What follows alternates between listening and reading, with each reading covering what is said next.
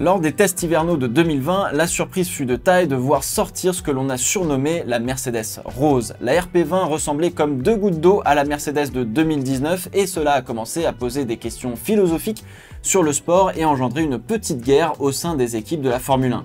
Quand bien même on était au beau milieu d'une pandémie. Bon, alors je vais pas revenir sur l'affaire de la RP20, j'en avais déjà fait une vidéo l'année dernière, mais le sujet soulevé par toute cette histoire est bien plus profond et intéressant. Quitte à copier une voiture entièrement, pourquoi ne pas l'acheter directement? Aujourd'hui, on voit ensemble le concept des écuries clientes en Formule 1.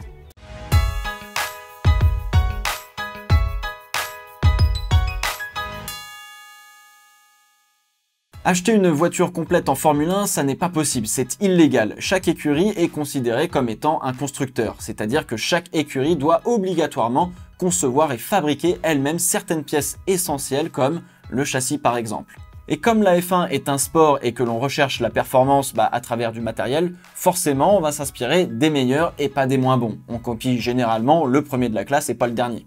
Mais copier, c'est quoi concrètement? Copier, c'est reproduire fidèlement quelque chose, voire reproduire à l'identique. Et on a tous copié au moins une fois dans sa vie, que ce soit lors d'un devoir surveillé ou simplement pour imiter nos parents d'une manière ou d'une autre quand on était gamin.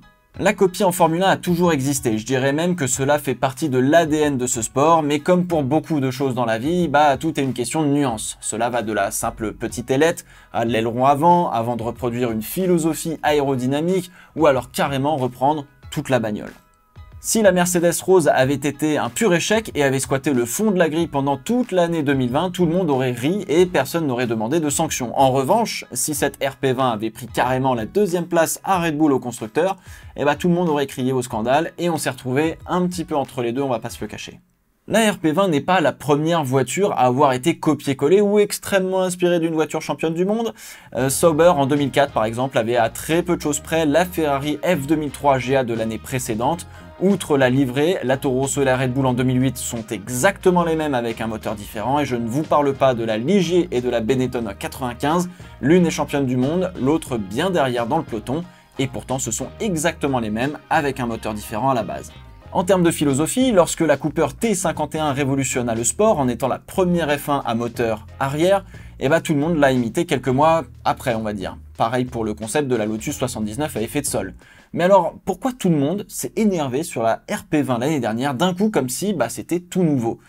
Parce que le monde a changé, que les enjeux financiers sont très importants et que cela pose une question morale de où se dirige le sport et que la réglementation, elle est pas assez bien foutue. La FIA a d'ailleurs revu en long, en large et en travers la partie du règlement qui encadre la copie. Pour faire simple, vous n'avez pas le droit d'utiliser un outil qui permet de faire de la conversion d'images et de photos directement vers de la 3D avec un ordinateur. Pareil pour tout ce qui est outils de laser scan, de caméra 3D, etc. Pour la petite histoire, Toto Wolff et Mercedes, lors de leur filming day à Silverstone en 2019, avaient remarqué quelqu'un avec un gros matos pour scanner la voiture de loin. Ils avaient rien pu faire, ils avaient autre chose à faire que de lui courir après d'ailleurs. Est-ce que c'était quelqu'un payé par Racing Point, dont l'usine se situe à quelques centaines de mètres du même circuit? Personne ne le saura, mais je suis sûr qu'on a tous notre petite idée.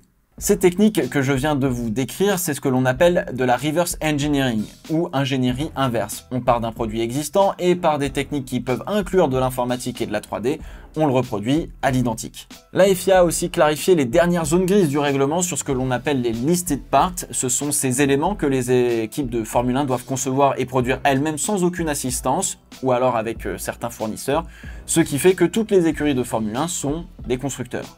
Ainsi, copier, oui, ça existera toujours, mais les chances de revoir une voiture quasi identique à une autre seront très faibles. Normalement.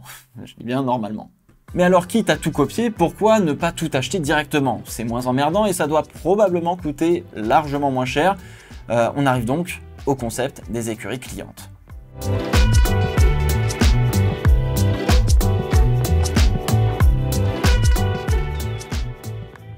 Sur les 30 premières années de l'existence de la Formule 1, acheter une voiture à un concurrent, que ce soit celle de la saison en cours ou celle de la saison précédente, c'était monnaie courante. Williams a commencé son écurie en achetant des F1 à d'autres concurrents pour courir.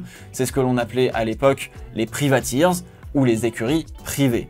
Rarement des privateers se sont imposés face aux nouvelles machines d'équipe qui développaient leur propre voiture de A à Z, mais justement, ces privateers participaient au folklore de la Formule 1. Et aujourd'hui encore, dans certaines catégories du sport auto, comme en endurance par exemple, ce genre d'équipe est toujours présente. Aujourd'hui, avec l'écart de performance qui existe en F1, entre les meilleurs et les autres, si on avait la possibilité d'acheter une voiture tout entière, on se retrouverait facilement avec la moitié du peloton en Mercedes. Car oui, ce sont de loin les meilleurs et personne ne voudrait acheter des Red Bull par exemple pour être juste des outsiders, sauf s'ils y sont obligés. Ferrari et Red Bull d'ailleurs étaient prêts justement à vendre leur châssis de l'année précédente pour aider les plus petites équipes d'un point de vue on va dire un peu financier. Sauf que cela engendre un problème, c'est que ça devient une lutte de celui qui dépensera le plus pour ceux qui veulent tout faire de A à Z comme Renault, désormais Alpine ou McLaren. Et on est sur du pay to win, pire, même en dépensant plus, vous pouvez quand même vous faire battre par la voiture championne du monde de l'année précédente. Ça pose quand même un problème. La domination technique de Mercedes sur quasiment tous les aspects d'une monoplace depuis des années rend donc l'intérêt d'acheter des voitures entières presque nul pour le sport lui-même.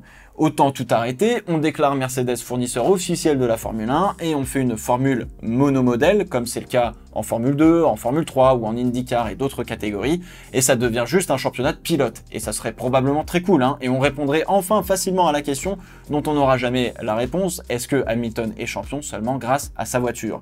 Mais vous serez d'accord que la F1, c'est pas ça. En revanche, si nous n'étions pas dans une ère de domination nette où toutes les écuries auraient des voitures qui ont des avantages et des inconvénients différents en fonction des circuits, là ce serait intéressant. Science-fiction, si la Mercedes était vraiment une bombe en ligne droite mais une savate totale en virage et que la Red Bull était exactement l'inverse et de manière assez amplifiée. Le choix serait donc cornélien pour les équipes qui voudraient acheter une voiture, toute faite, privilégier la ligne droite ou les virages. La lutte là serait vraiment très intéressante. Dans tous les cas, cela pose une question morale et remet en cause l'aspect élitiste de la Formule 1 sur lequel elle s'est construite pendant des décennies. Il y a quoi d'exceptionnel s'il n'y a que 2 ou 3 écuries qui font tout elles-mêmes et le reste qui sont entre guillemets des piques-assiettes? Le développement marketing de la Formule 1 sur les dernières décennies l'a rendu exceptionnel, comparable à aucun autre sport, et c'est aussi ce qui l'a rendu particulièrement riche, pas que d'un point de vue financier. Et pour garder cette exception et cette richesse, entrer en Formule 1 a été rendu plus difficile. Premièrement, par la raison de l'élitisme, car ce n'est pas sérieux de se pointer avec une voiture achetée sur Alibaba et ça n'a aucun prestige. Aujourd'hui, la F1, c'est cool, ça bascule dans le monde moderne en termes de valeur, mais attention, ne vous méprenez pas, c'est avant tout un sport d'élite. Et deuxièmement, parce que avoir trop de voitures sur la grille, ça rend la F1 moins exceptionnelle. La rareté fait le prestige et le privilège. Aujourd'hui, l'intérêt principal recherché par le spectateur, c'est une compétition féroce, nombreuse et diversifiée. La catégorie hypercar au Mans soulève l'intérêt de nombreux constructeurs, que ce soit en termes d'image, mais aussi en termes de coûts et de technologie. Et par leur présence, cette catégorie va prendre une très grande ampleur. Probablement que l'on retrouvera enfin de l'intérêt sur la catégorie reine des 24 heures du Mans, que l'on a délaissé car il n'y avait que Toyota et jusqu'à présent, et que en GT, c'était quand même 1000 fois plus serré et 1000 fois plus intéressant. Plus problématique, comment justifier qu'une équipe en Formule 1 qui ne conçoit et ne fabrique rien pour courir soit considérée comme un constructeur? Finalement, le système actuel de la F1 est probablement le meilleur compromis. Certaines pièces essentielles comme le châssis doivent être conçues et fabriquées par toutes les équipes, mais vous avez la possibilité de faire votre petit marché pour que ce soit plus simple et plus performant pour vous. Et là, vous allez me dire, mais le moteur c'est quand même un élément essentiel de la voiture, non? Pourquoi chaque écurie ne fait-elle pas elle-même son propre moteur? C'est vrai, c'est une bonne question et j'ai qu'un début de réponse. Le développement du V6 turbo hybride de Formule 1 a coûté environ 2 milliards de dollars à développer, soit l'équivalent du budget de Mercedes sur 4 saisons, soit au moins 10 fois plus que ce que met une écurie moyenne en F1 sur une seule saison. Et même pour un constructeur de voitures, financièrement parlant, ce n'est pas viable et la technologie est presque trop complexe et presque dépassée. La faute à qui? Au règlement technique malheureusement. Haas achète environ 40% de sa monoplace à Ferrari, si ce n'est pas plus d'ailleurs. En 2018, on avait cru que c'était une Ferrari de 2017 avec un halo. AlphaTauri est un petit peu dans le même cas avec Red Bull, même peut-être un petit peu moins. Et ceux qui ont poussé le bouchon un petit peu trop loin, c'est Aston Martin, anciennement Racing Point. Et pour garder ce système un peu hybride où on peut soit tout concevoir, soit concevoir une partie de sa monoplace, faut mettre des règles financières qui permettront de récompenser ceux qui travaillent le mieux et non pas ceux qui dépensent le plus. D'où le fameux budget capé qui est entré en vigueur cette année et dont on verra les effets seulement d'ici quelques années malheureusement. Donc faut attendre encore un petit peu. On évite d'inciter les écuries à tout prendre chez les autres, comme Racing Point l'a fait, et on garde une diversité qui est chère à notre cœur, tout en maximisant la compétition et en gardant son prestige.